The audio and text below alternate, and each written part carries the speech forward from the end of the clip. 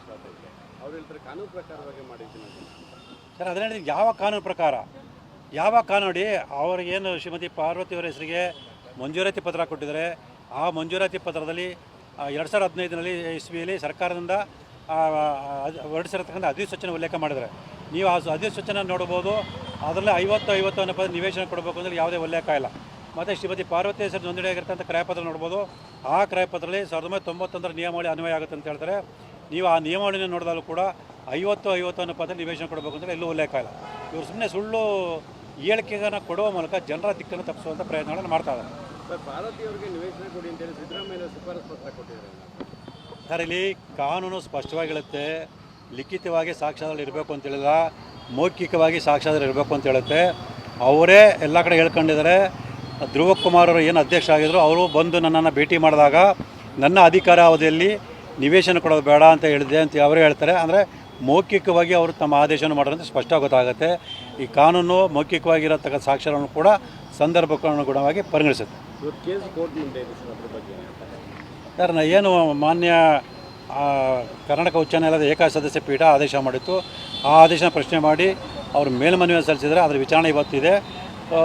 ನಮ್ಮ ಪ್ರಕಾರ ಅವರ ಅರ್ಜಿ ಹಾಕಿರತಕ್ಕಂಥ ಮೇಲ್ಮನವಿ ವಜಾ ಆಗೋದ್ರಲ್ಲಿ ಯಾವುದೇ ರೀತಿ ಅನುಮಾನ ಇಲ್ಲ. ಯಾಕೆ ಅಂತ ಹೇಳಿದ್ರೆ ಆ ಮೇಲ್ಮನೆ ಪರಿಗಣಿಸಬೇಕಾದಂಥ ಯಾವುದೇ ಒಂದು ಬಲವಾದ ಸಾಕ್ಷ್ಯಗಳಾಗಲಿ ಅಥವಾ ವಿಚಾರವಾಗಲಿ ಅವರ ಅರ್ಜಿಯಲ್ಲಿ ಕಂಡು ಬಂದಿಲ್ಲ.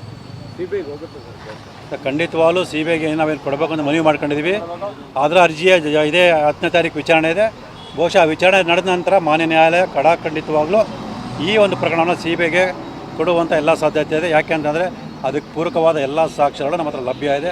ಆ ಎಲ್ಲ ಸಾಕ್ಷ್ಯಗಳನ್ನು ನಮ್ಮ ವಕೀಲರು ಮಾನ್ಯ ನ್ಯಾಯಾಲಯ ಗಮನಕ್ಕೆ ತಂದು ಈ ಪ್ರಕರಣ ಸಿಬಿಐ ಕೊಡಿಸೋದು ಎಷ್ಟು ಅವಶ್ಯಕತೆ ಇದೆ ಅನ್ನೋದನ್ನ ಗಮನಕ್ಕೆ ತಂದು ಒಂದು ಸೂಕ್ತ ಆದೇಶ ಮಾಡೋದಕ್ಕೆ ಮನವಿ ಮಾಡ್ಕೊಳಿದ್ರೆ ಆ ಮನವಿಯನ್ನು ಪರಿಗಣಿಸಿ ಮಾನ್ಯ ನ್ಯಾಯಾಲಯ ಆದೇಶ ಮಾಡೋ ಭರವಸೆ ಖಂಡಿತ ನಮಗಿದೆ. ಸರ್, ನಿಯಮದ ಪ್ರಕಾರ ಇದೆ ಸರ್. ನೀವು ಕಾನೂನನ್ನು ತಿಳ್ಕೊಂಡಾಗ ಗೊತ್ತಾಗುತ್ತೆ. ಒಂದು ಅಪರಾಧ ಕೃತ್ಯ ನಡೆದಿದೆ ಅಂತ ಕಂಡು ಬಂದಾಗ ಸಂಬಂಧಿಸಿದ ಅಧಿಕಾರಿಗಳಿಗೆ ಅಥವಾ ಮಾನ್ಯ ನ್ಯಾಯಾಲಯಕ್ಕೆ ಗಮನಕ್ಕೆ ತರಬೇಕಾದ್ದು ಪ್ರತಿಯೊಬ್ಬ ನಾಗರಿಕನ ಕರ್ತವ್ಯ. ಹಾಗಾಗಿ ಈ ತನಿಖಾ ಸಂಸ್ಥೆ ಆಗಿರ್ತಕ್ಕಂಥ ಇಡಿ ಅವ್ರ ಗಮನಕ್ಕೆ ಬಂದಂಥ ಕೆಲವು ಅಪರಾಧ ಕೃತ್ಯಗಳ ವಿಚಾರಣೆಯನ್ನು ತನಿಖೆ ನಡೆಸತಕ್ಕಂಥ ಲೋಕಾಯುಕ್ತ ಗಮನಕ್ಕೆ ತಂದಿರೋದ್ರಲ್ಲಿ ಯಾವುದೇ ಕಾನೂನು ಬಾಹಿರವಾದಂಥ ವಿಚಾರ ಇಲ್ಲ. ಬಟ್ ಅದು ತಪ್ಪು ಅಂತ ಲೆಟ್ರ್ ಬರೆಯೋಂಗಿಲ್ಲ ಅಂತ ಸರ್, ಕಾನೂನು ತಿಳುವಳಿಕೆ ಹೇಳ್ತಾರೆ ಸರ್. ಅದಕ್ಕೆ ನಾನೇನು ಹೇಳೋಕ್ಕಾಗಲ್ಲ. ಅವರು ತಮ್ಮ ಪತ್ರದಲ್ಲಿ ಯಾವ ನಿಯಮದ ಪ್ರಕಾರ ಈ ಪತ್ರನ ಬರೆಯಲಾಗಿ ಸ್ಪಷ್ಟವಾಗಿ ತಿಳಿಸಿದ್ದಾರೆ. ಅದು ಕಾನೂನು ಬಾಹಿರ ಆಗಿದ್ದರೆ ಅವರು ಮಾನ್ಯ ನ್ಯಾಯಾಲಯ ಮೂಲಕ ಸಂಬಂಧಪಟ್ಟ ಅಧಿಕಾರಿಗಳ ಕ್ರಮ ತೊಗೊಳ್ಳೋದಕ್ಕೆ ಅವ್ರಿಗೆ ಅವಕಾಶ ಇದೆ. ಖಂಡಿತವಾಗಲೂ ಅವರ ಕ್ರಮವನ್ನು ತಗೋಬೋದು. ಅವ್ರು ಹೇಳ್ತಾರೆ ಕಾನೂನು ಪ್ರಕಾರವಾಗಿ ಮಾಡಿದ್ದೀನಿ ಅಂತ. ಸರ್, ಅದನ್ನೇ ಯಾವ ಕಾನೂನು ಪ್ರಕಾರ ಯಾವ ಕಾನೂನು ಅವ್ರಿಗೇನು ಶ್ರೀಮತಿ ಪಾರ್ವತಿ ಅವರ ಹೆಸರಿಗೆ ಮಂಜೂರಾತಿ ಪತ್ರ ಕೊಟ್ಟಿದ್ದಾರೆ. ಆ ಮಂಜೂರಾತಿ ಪತ್ರದಲ್ಲಿ 2015ರಲ್ಲಿ ಇಸ್ವಿಯಲ್ಲಿ ಸರ್ಕಾರದಿಂದ ಹೊರಡಿಸಿರತಕ್ಕಂಥ ಅಧಿಸೂಚನೆ ಉಲ್ಲೇಖ ಮಾಡಿದ್ದಾರೆ. ನೀವು ಆ ಅಧಿಸೂಚನೆ ನೋಡ್ಬೋದು. ಅದರಲ್ಲಿ 50 ಅನ್ನೋ ಪದ ನಿವೇಶನ ಕೊಡಬೇಕು ಅಂದರೆ ಯಾವುದೇ ಉಲ್ಲೇಖ ಇಲ್ಲ. ಮತ್ತು ಶ್ರೀಮತಿ ಪಾರ್ವತಿ ಹೆಸರು ನೋಂದಣಿಯಾಗಿರ್ತಂಥ ಕ್ರಯಪತ್ರ ನೋಡ್ಬೋದು. ಆ ಕ್ರಯಪತ್ರದಲ್ಲಿ 1991ರ ನಿಯಮಾವಳಿ ಅನ್ವಯ ಆಗುತ್ತೆ ಅಂತ ಹೇಳ್ತಾರೆ. ನೀವು ಆ ನಿಯಮಾವಳಿನ ನೋಡಿದಾಗಲೂ ಕೂಡ 50 ಅನ್ನೋ ಪದ ನಿವೇಶನ ಕೊಡಬೇಕು ಅಂದರೆ ಎಲ್ಲೂ ಉಲ್ಲೇಖ ಇಲ್ಲ. ಇವರು ಸುಮ್ಮನೆ ಸುಳ್ಳು ಹೇಳಿಕೆಗಳನ್ನ ಕೊಡುವ ಮೂಲಕ ಜನರ ದಿಕ್ಕನ್ನು ತಪ್ಪಿಸುವಂಥ ಪ್ರಯತ್ನಗಳನ್ನು ಮಾಡ್ತಾ ಇದ್ದಾರೆ. ಸರ್, ಪಾರ್ವತಿ ಅವರಿಗೆ ನಿವೇಶನ ಕೊಡಿ ಅಂತೇಳಿ ಸಿದ್ದರಾಮಯ್ಯ ಶಿಫಾರಸು ಪತ್ರ ಕೊಟ್ಟಿದ್ದಾರೆ. ಸರ್, ಇಲ್ಲಿ ಕಾನೂನು ಸ್ಪಷ್ಟವಾಗಿ ಹೇಳುತ್ತೆ, ಲಿಖಿತವಾಗಿ ಸಾಕ್ಷ್ಯಾಧಾರ ಇರಬೇಕು ಅಂತ ಹೇಳಿಲ್ಲ, ಮೌಖಿಕವಾಗಿ ಸಾಕ್ಷ್ಯಾಧಾರ ಇರಬೇಕು ಅಂತ ಹೇಳುತ್ತೆ. ಅವರೇ ಎಲ್ಲ ಕಡೆ ಹೇಳ್ಕೊಂಡಿದ್ದಾರೆ. ಧ್ರುವ ಕುಮಾರ್ ಅವರು ಏನು ಅಧ್ಯಕ್ಷ ಆಗಿದ್ರು, ಅವರು ಬಂದು ನನ್ನನ್ನು ಭೇಟಿ ಮಾಡಿದಾಗ ನನ್ನ ಅಧಿಕಾರಾವಧಿಯಲ್ಲಿ ನಿವೇಶನ ಕೊಡೋದು ಬೇಡ ಅಂತ ಹೇಳಿದೆ ಅಂತ ಅವರೇ ಹೇಳ್ತಾರೆ. ಅಂದರೆ ಮೌಖಿಕವಾಗಿ ಅವರು ತಮ್ಮ ಆದೇಶವನ್ನು ಮಾಡೋದಂತ ಸ್ಪಷ್ಟ ಗೊತ್ತಾಗುತ್ತೆ. ಈ ಕಾನೂನು ಮೌಖಿಕವಾಗಿರತಕ್ಕಂಥ ಸಾಕ್ಷ್ಯಗಳನ್ನು ಕೂಡ ಸಂದರ್ಭಕ್ಕನುಗುಣವಾಗಿ ಪರಿಗಣಿಸುತ್ತೆ. ಕೇಸ್ ಕೋರ್ಟ್ ಮುಂದೆ ಇದೆ ಸರ್, ಅದ್ರ ಬಗ್ಗೆ ಸರ್, ಏನು ಮಾನ್ಯ ಕರ್ನಾಟಕ ಉಚ್ಚ ನ್ಯಾಯಾಲಯದ ಏಕಸದಸ್ಯ ಪೀಠ ಆದೇಶ ಮಾಡಿತ್ತು. ಆ ಆದೇಶನ ಪ್ರಶ್ನೆ ಮಾಡಿ ಅವರು ಮೇಲ್ಮನವಿ ಸಲ್ಲಿಸಿದರೆ ಅದರ ವಿಚಾರಣೆ ಇವತ್ತಿದೆ.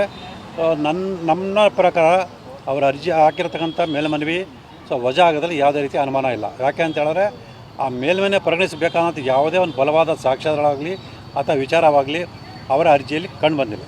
ಸಿಬಿಐಗೆ ಹೋಗುತ್ತೆ ಸರ್. ಖಂಡಿತವಾಗಲೂ ಸಿಬಿಐಗೆ ನಾವೇನು ಕೊಡಬೇಕು ಅಂತ ಮನವಿ ಮಾಡ್ಕೊಂಡಿದ್ದೀವಿ. ಅದರ ಅರ್ಜಿಯ ಇದೇ 10ನೇ ತಾರೀಕು ವಿಚಾರಣೆ ಇದೆ. ಬಹುಶಃ ವಿಚಾರಣೆ ನಡೆದ ನಂತರ ಮಾನ್ಯ ನ್ಯಾಯಾಲಯ ಖಂಡಿತವಾಗಲೂ ಈ ಒಂದು ಪ್ರಕರಣವನ್ನು ಸಿಬಿಐಗೆ ಕೊಡುವಂಥ ಎಲ್ಲ ಸಾಧ್ಯತೆ ಇದೆ. ಯಾಕೆ ಅಂತಂದರೆ ಅದಕ್ಕೆ ಪೂರಕವಾದ ಎಲ್ಲ ಸಾಕ್ಷ್ಯಗಳು ನಮ್ಮ ಹತ್ರ ಲಭ್ಯ ಇದೆ. ಆ ಎಲ್ಲ ಸಾಕ್ಷ್ಯಗಳನ್ನು ನಮ್ಮ ವಕೀಲರು ಮಾನ್ಯ ನ್ಯಾಯಾಲಯ ಗಮನಕ್ಕೆ ತಂದು ಈ ಪ್ರಕರಣ ಸಿಬಿಐ ಕೊಡಿಸೋದು ಎಷ್ಟು ಅವಶ್ಯಕತೆ ಇದೆ ಅನ್ನೋದನ್ನ ಗಮನಕ್ಕೆ ತಂದು ಒಂದು ಸೂಕ್ತ ಆದೇಶ ಮಾಡೋದಕ್ಕೆ ಮನವಿ ಮಾಡ್ಕೊಳಿದ್ರೆ ಆ ಮನವಿಯನ್ನು ಪರಿಗಣಿಸಿ ಮಾನ್ಯ ನ್ಯಾಯಾಲಯ ಆದೇಶ ಮಾಡೋ ಭರವಸೆ ಖಂಡಿತ ನಮಗಿದೆ. ಸರ್, ತಮ್ಮ ದೃಷ್ಟಿಯಲ್ಲಿ ಲೋಕಾಯುಕ್ತಕ್ಕೆ ಇಡಿ ಲೆಟರ್ ಬರೆದಿದ್ದು ಯಾಕೆ ಅಂತ? ಸರ್, ನಿಯಮದ ಪ್ರಕಾರ ಇದೆ ಸರ್. ನೀವು ಕಾನೂನನ್ನು ತಿಳ್ಕೊಂಡ ಗೊತ್ತಾಗುತ್ತೆ. ಒಂದು ಅಪರಾಧ ಕೃತ್ಯ ನಡೆದಿದೆ ಅಂತ ಕಂಡು ಬಂದಾಗ ಸಂಬಂಧಿಸಿದ ಅಧಿಕಾರಿಗಳಿಗೆ ಅಥವಾ ಮಾನ್ಯ ನ್ಯಾಯಾಲಯಕ್ಕೆ ಗಮನಕ್ಕೆ ತರಬೇಕಾದ ಪ್ರತಿಯೊಬ್ಬ ನಾಗರಿಕನ ಕರ್ತವ್ಯ. ಹಾಗಾಗಿ ಈ ತನಿಖಾ ಸಂಸ್ಥೆ ಆಗಿರ್ತಕ್ಕಂಥ ಇಡಿ ಅವ್ರ ಗಮನಕ್ಕೆ ಬಂದಂಥ ಕೆಲವು ಅಪರಾಧ ಕೃತ್ಯಗಳ ವಿಚಾರಣೆಯನ್ನು ತನಿಖೆ ನಡೆಸತಕ್ಕಂಥ ಲೋಕಾಯುಕ್ತ ಗಮನಕ್ಕೆ ತಂದಿರೋದ್ರಲ್ಲಿ ಯಾವುದೇ ಕಾನೂನು ಬಾಹಿರವಾದಂಥ ವಿಚಾರ ಇಲ್ಲ. ಬಟ್ ಅದು ತಪ್ಪು ಅಂತ ಆ ಥರ ಲೆಟ್ರ್ ಬರೆಯೋಂಗಿಲ್ಲ ಅಂತಲ್ಲ ಸರ್. ಕಾನೂನು ತಿಳುವಳಿಕೆ ಆದರೆ ಹೇಳ್ತಾರೆ ಸರ್, ಅದಕ್ಕೆ ನಾನೇನು ಹೇಳೋಕ್ಕಾಗಲ್ಲ.